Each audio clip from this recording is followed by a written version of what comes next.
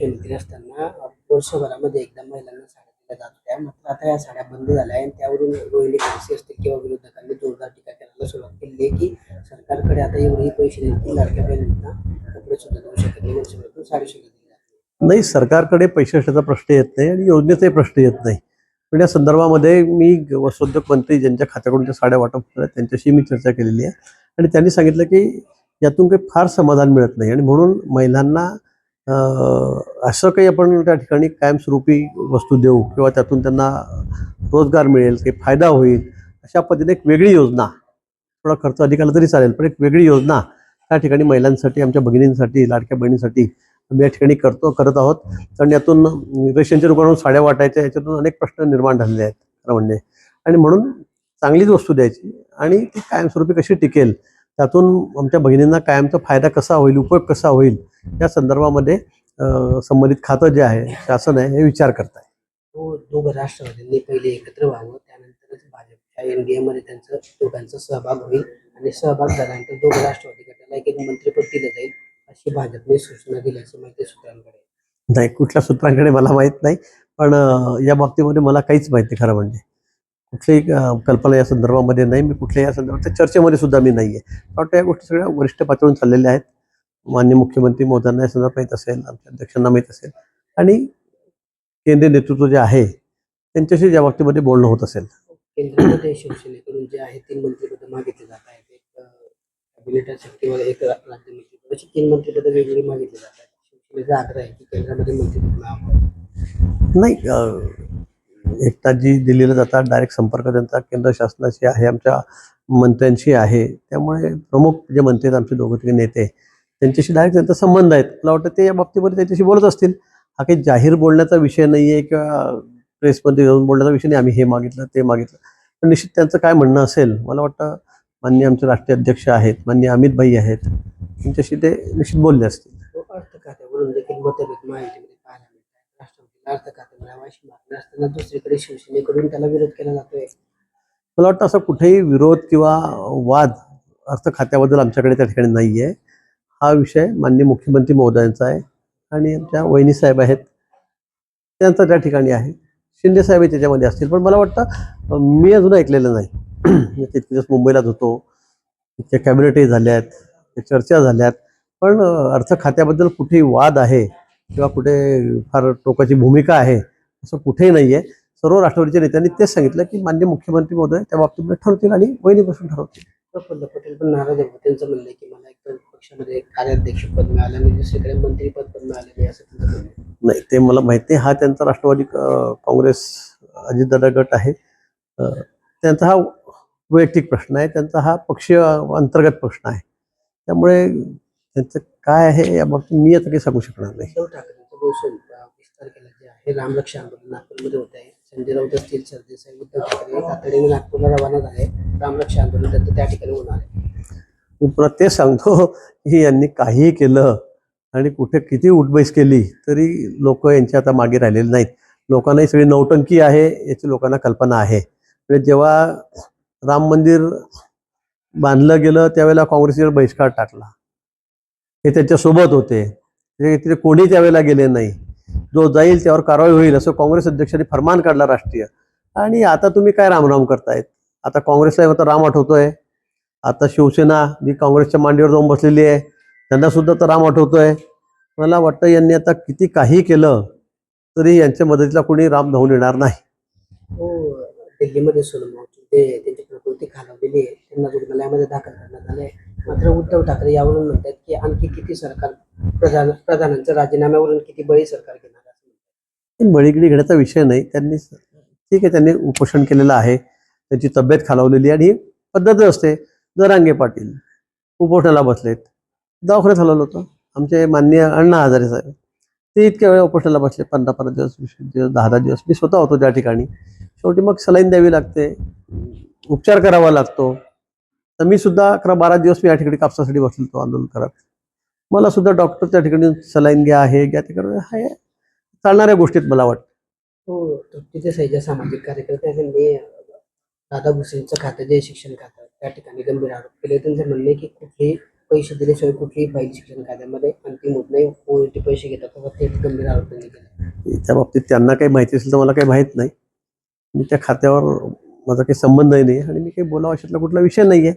पण मला वाटतं काही पुराव्याशिवाय बोलू नये. पुरावा असेल तर बोललं पाहिजे. पुरावा देऊनच बोललं पाहिजे कुठला आरोप करताना, मला असं वाटतं. हो, सध्या पावसाने पाठ फिरवली, शेतकरी देखील चिंतित आहे. अतिशय महत्त्वाचा विषय. गेले 6-7 दिवस खूप पाऊस झाला. याची आपल्याला कल्पना आहे. जवळपास 4, 5, 5, 6, 7, 8, 9, 10 आणि तो काही भागामध्ये झाला. तर 6-7 जिल्ह्यामध्येच, रायगड असेल, पालघर असेल, पुणे जिल्हा असेल, मुंबई असेल, उपनगर असेल, नाशिकचा काही भाग, या भागातच फक्त जोरदार पाऊस झाला, अतिवृष्टी झाली, त्यामुळे नुकसानही मोठं झालं. पण आपण त्या व्यतिरिक्त मग विदर्भ आहे, पाऊसच नाही आहे. आपण त्याला लागून आहे उत्तर महाराष्ट्र, आपल्याकडे धुळ्याला, नंदुरबार, जळगाव, पाऊसच नाही आहे. बाजूला मराठवाडा आहे, तो अगदी सुक्का आहे. आपल्या नदी नाल्यामध्ये एक थेंबर अजून पाणी आलेलं नाही. काही ठिकाणी अतिवृष्टी झाली, गावाचे गाव पाण्याखाली गेलेत. पण या ठिकाणी उर्वरित जवळजवळ 70-80 ठिकाणी, 75 ठिकाणी, 75% ठिकाणी हा पाऊसच नाही आहे. आणि त्यामुळे आता शेतकरी खरंच अडचणीत आलेला आहे. दुबार पेरणीची वेळ त्याच्यावर आली, अजूनही पाऊस नाही आला. मला वाटतं शेतकरी मोठ्या अडचणीमध्ये या ठिकाणी येणार आहे. शासनाचं लक्ष आहे. प्रत्येक कॅबिनेटमध्ये आम्ही त्या ठिकाणी अहवाल घेतोय, आढावा घेतोय, त्यावर चर्चा करतोय. अधिकाऱ्यांना काय असेल त्या सूचना दिलेल्या आहेत. पण यावेळेला खरंच पावसाने दडी मारल्यामुळे, पण आता जुलै संपायत येईल तरी पण अजून पाऊस त्या ठिकाणी पडत नाही आहे. आणि म्हणून शेतकरी निश्चित त्या ठिकाणी अडचणीत आहे. पण शासनाला याची पूर्ण कल्पना आहे. आम्ही शेतकऱ्याच्या पाठीशी उभे आहोत. आता परवा निर्णय झाला कर्जमाफीच्या बाबतीमध्ये, मोठा निर्णय पुन्हा त्याच्यामध्ये सुधारणा करून माननीय मुख्यमंत्र्यांनी या ठिकाणी जाहीर केलेला आहे. इलेक्ट्रिक बिलाच्या बाबतीमध्ये शेतकऱ्यांना किती मोठं म्हणजे मोठा निर्णय येतो, किंवा 7.5 हॉर्सपॉवरच्या पंपाचे तर इलेक्ट्रिक माफ केलेले आहेत. म्हणून मला वाटतं की शेतकऱ्यांच्या पाठीशी सरकार खंबीरपणे उभं आहे. विम्याच्या माध्यमातून, पुन्हा मदतीच्या माध्यमातून जे असेल नसेल ती, अशा परिस्थितीमध्ये की पाऊसच पडला नाही, दुबार पेरण्या आल्या, सरकार निश्चित शेतकऱ्यांच्या पाठीशी खंबीरपणे उभं आहे. हे सरकार अतिशय संवेदनशील आहे. माननीय देवेंद्रजी आहेत, आपल्याला कल्पना आहे, एकनाथजी पण आहेत, आमच्या पवार वहिनी आहेत, सर्वजण त्या बाबतीमध्ये अतिशय पॉझिटिव्ह आहे, सकारात्मक आहे. शेतकरी अडचणीत असताना आम्ही त्याच्या पाठीशी खंबीरपणे उभे राहतो. काही ठिकाणी जे दुबार पेरण्या झालेल्या आहेत तरी पण पाऊस नसल्यामुळे काही शेतकऱ्यांना अशी पण मागणी केली जाते की सरकारने आता कृत्रिम पावसासंदर्भात विचार केला पाहिजे. नाही, पण ते ठीक आहे, कृत्रिम पाऊस पडला पाहिजे अशी मागणी आहे. पण ते किती, म्हणजे त्यातून उपयोग किती आहे, फायदा किती आहे, आपण ते मागच्या वेळेला प्रयोग करून बघितलेले आहेत. त्यातून काही फारसा असा उपयोग त्याचा झालेला नाही, हे आपल्या समोर आलेलं आहे. आणि त्यामुळे मागणी असू शकते.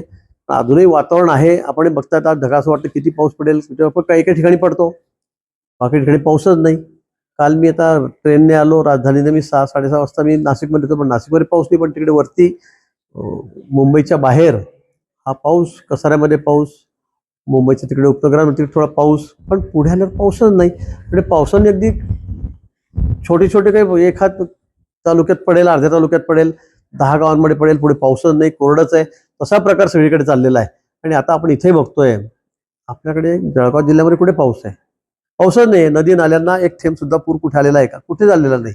म्हणजे आता ऑगस्ट येतो आहे, 2 महिने पूर्ण होतील, 2.5 महिने, 1.5 महिना, पण पाऊस या ठिकाणी नाही आहे. त्यामुळे अडचण आहे. सुदैवाने जी मोठी शहर आहेत त्या ठिकाणी पाणी साठे जे होते, मुंबईला पाणी लागतं, ती धरणं थोडी 10-12-15% भरली गेलेली आहेत. पुण्याला खूप कमी होतं, पावसाची कमतरता होती. पिण्याच्या पाण्याचं आता काय होईल अशी परिस्थिती. पुण्याचे धरणं काही भरले गेलेले आहेत, त्याच्यामध्ये काही अंशी पाणी आलेलं आहे. जिथे मोठी शहर आहेत, नाशिक, त्या ठिकाणी सुद्धा धरणामध्ये पाणी आलेलं आहे, गंगापूरमध्ये. त्यामुळे सध्या पाण्याची चिंता मिटलेली आहे. पण भविष्यामध्ये चांगला पाऊस पडलाच पाहिजे, ही धरणं भरली पाहिजे. आणि शेतकऱ्यांच्या दृष्टीने सुद्धा पाऊस पडणं हे खूप त्या ठिकाणी उपयोगी आहे आणि आवश्यक आहे. म्हणून आता पावसाची वाट पाहणं हेच आपल्या हातामध्ये आहे. अयोध्यातून राम मंदिरामध्ये चोरी झाली, त्यावरून लक्ष हटवण्यासाठी जनतेचं सरकारने जे आहे दिल्लीतलं आंदोलन थांबवलं, असा आरोप संजय राऊतांनी केला. दिल्लीमध्ये अयोध्यामध्ये जे प्रकरण झालं, राम मंदिरामध्ये चोरीचं प्रकरण, किंवा त्या ठिकाणची जी घटना झाली, त्या घटनेवरून जनतेचं लक्ष विचलित करण्यासाठी दिल्लीतलं आंदोलन सरकारने थांबवलं, असा आरोप संजय राऊतांनी केला. दिल्लीतलं आंदोलन थांबवलं म्हणजे मला दिल्लीतलं आंदोलन कुठलं? सरकारने थांबवलं. दिल्लीमध्ये जंतर मंतरवरचं आंदोलन, जे सोनम वांगचूक यांचं जे आंदोलन आहे, नाही, ते काय मंदिर चोरीवरून लक्ष हटवण्यासाठी केलं. काय संबंध आहे? काही संबंध आहे का काही कुठल्या गोष्टीचा? आपण काही मनात येऊन तसं बोलतो, वाटेल तसं बळछोट बोलतो. काही संदर्भ तर लागला पाहिजे या गोष्टींचा कुठे काही. वास्तूक असतील त्यांचं आंदोलन, राम मंदिराच्या मंदिरातली काय तिथली चोरी, काय संबंध आहे गोष्टीचा? मला वाटतं विरोधकांनी थोडं भान ठेवलं पाहिजे बोलताना, आरोप करताना, की आपण काय बोलतोय. लोकांना इथं पटलं पाहिजे थोडंफार. जळगावचा कीड पीक विम्याचा प्रश्न अद्यापही पेंडिंग आहे. अनेक ठिकाणी त्या ठिकाणी शेतकऱ्यांच्या नावावर अनेक ठिकाणी कर्ज केलेलं आहे. पीक विमाच्या कंपन्या त्या अद्यापही शेतकऱ्यांना आगामी काळात काही शासकीय नाही, मला वाटतं या संदर्भामध्ये खूप महत्वाची बैठक मुंबईला त्या ठिकाणी झालेली आहे. सगळे अधिकारी त्या ठिकाणी होते, संबंधित सर्व मंत्री होते, आम्ही लोकप्रतिनिधी त्या ठिकाणी होतो. आणि मला असं वाटतं की या संदर्भामध्ये लवकरच निर्णय होईल. LIC जी कंपनी, विमा कंपनी, त्यांना सुद्धा आम्ही अतिशय धारेवर धरलेला आहे आणि या बाबतीमध्ये शेतकऱ्यांना निश्चित आम्ही न्याय मिळवून देऊ. राष्ट्रीय महामार्ग जो जळगावचा या ठिकाणी अपघात होता आणि नुकताच एका विवाहितेचा अपघात झालाय. 4 महिन्यापूर्वी रस्ता तयार केला होता, मात्र त्याच्यात भेगा मोठ्या पडलेल्या. नाही, आपण आताच मला या ठिकाणी सांगितलं, मी आज संध्याकाळी जाऊन निश्चित या महामार्गाची पाहणी घेतो, संबंधित अधिकाऱ्यांनी त्या ठिकाणी घेतो आणि असं ज्या ठिकाणी असेल त्या ठिकाणी मला वाटतं पूर्ण काढूनच रस्ता तयार करावा लागेल. आपण ज्या पद्धतीने मला दाखवलेलं आहे, पण मी स्वतः जाऊन त्या सगळ्या गोष्टीची शहानिशी करतो आणि तात्काळ यावर काय दुरुस्ती करता येईल, काय कारवाई करता येईल या संदर्भामध्ये मी माननीय गडकरी साहेबांशी बोलेल. ज्या पद्धतीने दोघं राष्ट्रवादी पवार एकत्र येत आहेत त्या पद्धतीनेच ठाकरेंनी पण एकत्र आलं पाहिजे असं गुलाबराव पाटील म्हटले आहे. काय दोघं राष्ट्रवादी ज्या पद्धतीने एकत्र येण्याची चर्चा आहे ना, त्याच पद्धतीने ठाकरेंनी पण एकत्र आलं पाहिजे असं गुलाबराव पाटील चांगल्या शुभेच्छा आहेत आमच्या सगळ्यांना. दोघं ठाकरे आमच्या सगळ्यांना शुभेच्छा आहेत. सगळ्यांनी एकत्र गुण्या गोविंदाने नांदावं. ठीक.